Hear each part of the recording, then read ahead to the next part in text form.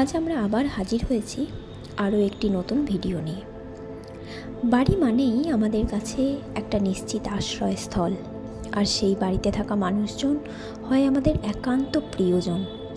এই রকমই এক অতি পরিচিত নিশ্চিত আশ্রয়ে থাকা নিত্য জীবনযাপনের সঙ্গী মানুষগুলোর জীবন যদি হঠাৎ কোনো অকল্পনীয় ঘটনার ফলে বদলে যায়, কেমন থাকে তখন বাকি মানুষগুলো?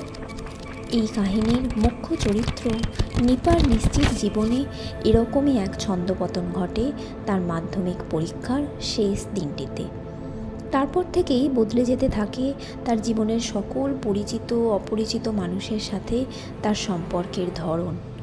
নতুন করে চিনতে পারে সে তার মাকে এবং আরও সকল পরিচিত মানুষকে। লেখক বলেন, এই উপন্যাস শুধু কোনো রহস্য কাহিনী নয়, শুধু প্রেমের উপাখ্যান নয়, আশ্চর্য সব ঘটনায় আলোড়িত নিপা ও তাদের বাড়িকে ঘিরে আবর্তিত এক দীর্ঘ জার্নির নাম। অভিক দত্তের লেখা নিপাদের বাড়ি পত্রভারতী প্রকাশনা থেকে প্রকাশিত এই বইটি আপনারা অবশ্যই পড়ে দেখুন, এবং এই ভিডিওটি আপনাদের ভালো লাগলে আপনারা সাবস্ক্রাইব করুন বুক গেজিং, শব্দের পাতায় দৃষ্টির বিশ্রাম। ধন্যবাদ।